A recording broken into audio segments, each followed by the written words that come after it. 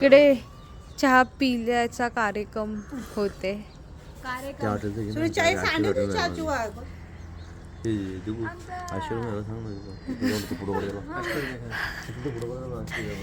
तर हा आता ॲक्च्युली ना काम आम्हाला ना आता म्हणजे आम्ही ना एमर्जन्सीमध्ये आलो, त्याच्यामुळे ना आम्ही आता इकडे ह्या बंगल्यामध्ये आम्ही शिफ्ट झालो.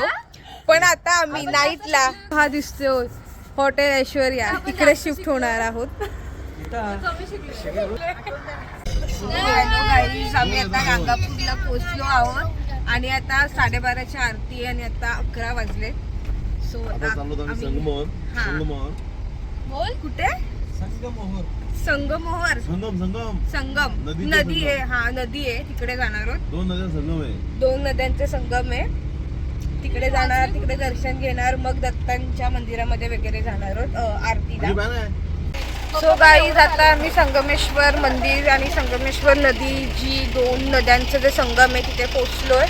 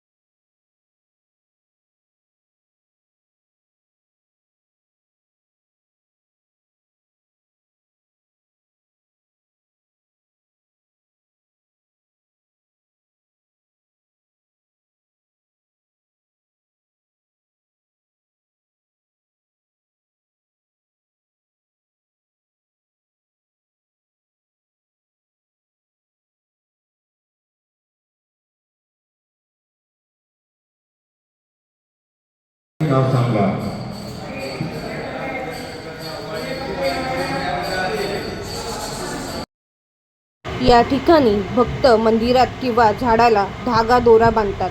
हा धागा मनोकामना पूर्ण होण्यासाठी बांधला जातो. देवाला प्रार्थना करून आपली इच्छा सांगितली जाते. आपली इच्छा पूर्ण झाली की भक्त परत येऊन धागा काढतात किंवा पुन्हा दर्शन घेतात. ही एक श्रद्धेची आणि विश्वासाची परंपरा आहे.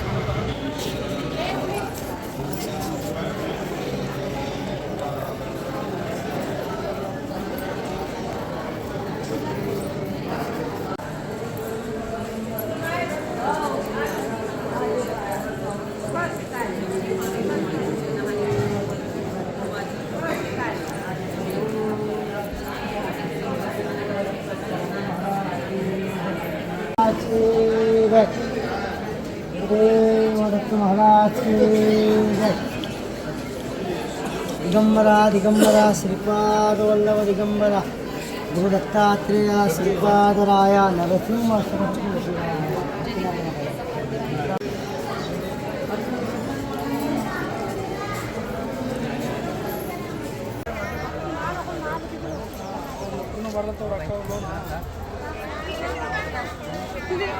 नाही नाही नाही. श्री गुरुदेव दत्त. भीमा अमराजा संगम हा एक अतिशय पवित्र संगम आहे जो गांगापूर येथे स्थित आहे. येथे भीमा नदी अमराजा नदी एकत्र येतात. हा संगम दत्तात्रय यांच्याशी संबंधित आहे. श्री नरसिंह सरस्वती यांनी या ठिकाणी तपस्या केली असे मानले जाते. त्यामुळे या ठिकाणी स्नान करणे अत्यंत पवित्र मानले जाते. भक्त येथे जाऊन स्नान पूजा आणि पिंडदान करतात. जर मनाला शांती शोधायची असेल तर येथे नक्की या. असे मानले जाते की या संगमात स्नान केल्याने पाप नष्ट होतात. काही लोक याला दक्षिणेचा प्रयाग असेही म्हणतात. दत्त जयंतीच्या दिवशी या ठिकाणी खूप मोठी गर्दी असते. हा संगम गांगापूर दत्त मंदिरापासून जवळच आहे. या ठिकाणाचं खूप धार्मिक महत्त्व आहे. इथे स्नान केल्याने मन शांत होतं आणि खूप पॉझिटिव्ह एनर्जी मिळते. सो गाईज आता आमचं संगमेश्वरचं दर्शन पूर्ण झालं आणि आता मग आम्ही गांगापूरला जातोय. 12:30ची आरती आहे. सो गांगापूरला आता चाललोय. सो दर्शन वगैरे संगमेश्वरचं खूप मस्त झालं. नदीत वगैरे छान आणि इकडे पण मस्त सगळं झालं दर्शन. आता गांगापूरला डायरेक्ट जाणार आणि तिकडचं शूट दाखवणार. गाईज आता चाललोय गांगापूरला आलोय आता दत्तांचं दर्शन घ्यायला. आधी आम्ही संगमेश्वरला दर्शन घेतले, संगमेश्वर मंदिर आणि ती नदी वगैरे. असं गांगापूरला दर्शन घेण्या अगोदर आपण संगमेश्वरला दर्शन घ्यायचं असतं असं इथे म्हटलं जातं. तर आता आम्ही जातोय मंदिराजवळ. आता आरतीचं टायमिंग झालंय. आता आम्ही आरतीला चाललोय आणि गांगापूरच्या श्री दत्त मंदिरामध्ये आरती खूप म्हणजे तुम्हाला आता दिसेल, मी आता आरतीचं शूट करेल. खूप भारी असतं आणि अंगात वगैरे येतं, त्याच्यामुळे बघण्यासारखी आरती असते. सो आपण चाललोय आता.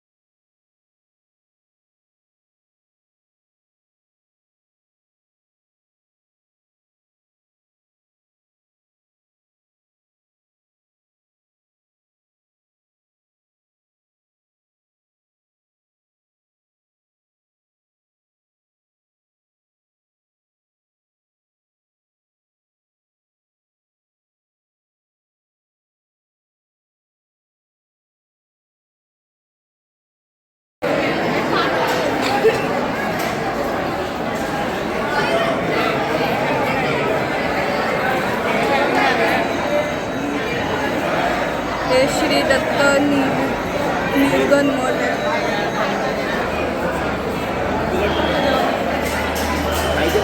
आम्ही सगळे असे शांत बसलोय. जस्ट आरती झाली आहे. हे मठ आहे.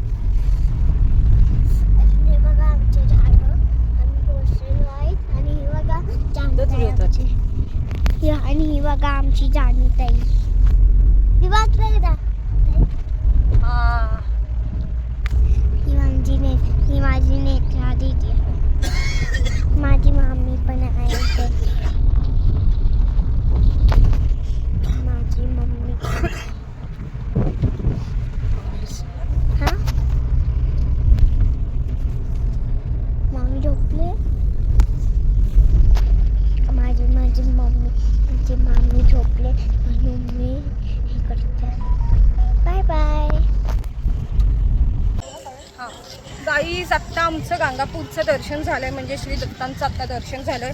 आरती वगैरे पण आम्ही पाहिली आणि आरती खूप छान होती. म्हणजे तुम्ही खरंच गाणगापूरला या आणि ती दत्तगुरूंची आरती पहा. म्हणजे बोलू नाही शकत, इतकं छान आरती भेटली. आणि आमच्या समोरून ते प्रसाद वगैरे सगळं जात होतं. आणि ते मंदिर पण इतकं सुंदर आहे की ते नक्षीकाम वगैरे इतकं छान. म्हणजे मला आमचं दर्शन तर खूप छान झालं. मी सगळं शूट करणार होते आणि केलं आहे मी जितकं मला पॉसिबल होईल तितकं. पण मी खरं सांगेल तर तुम्ही मंदिरात जावा, तिथे गाणगापूरला या, कारण का खूप भारी दर्शन पण झालं.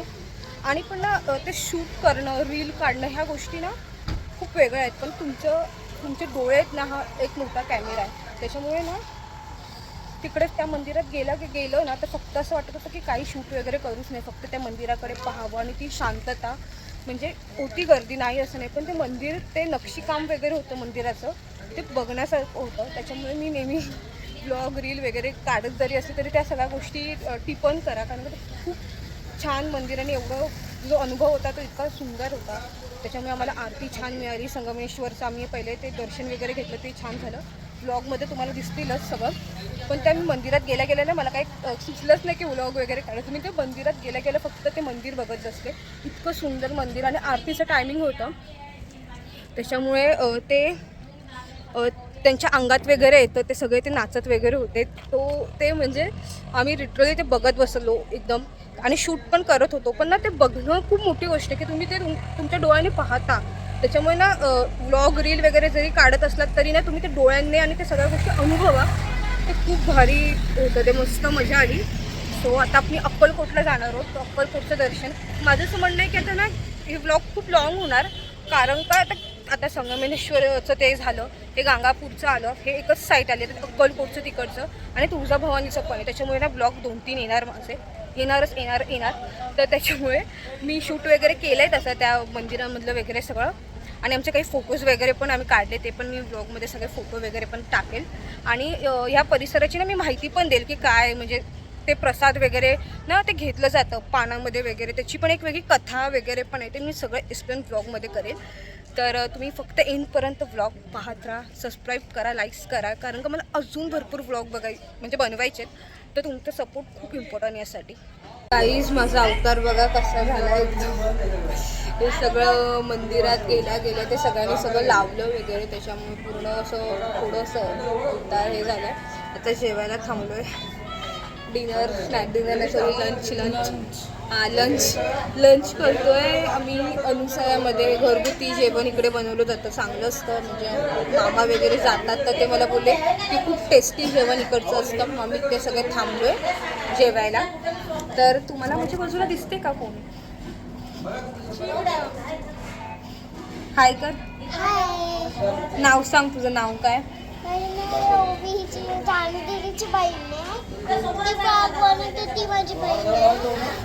अजून काय? आणि तू हे काय घेतलंस, हे दाखव, हे काय घेतलं? मी बबल घेतलाय खेळण्यासाठी. माझी चिकू दीदी पण खेळते बबल गेम. आणि ना माझी फ्रेंड ना, म्हणजे मी दुसरीकडे राहते, आणि माझी फ्रेंड ना तिच्याकडे पण बबल आहे, म्हणून मी घेतलं. उवी माझ्या आत्याची मुलगी आहे ना. उवी तू कोण आहे? माझी बहीण लागते. पण मी कोण आहे तुझी? बहीण लागते. मग कोण आहे? ताई पण लागते, बहीण पण लागते. पण मी हाय कोण? चला जेवण आलंय. हे बघा,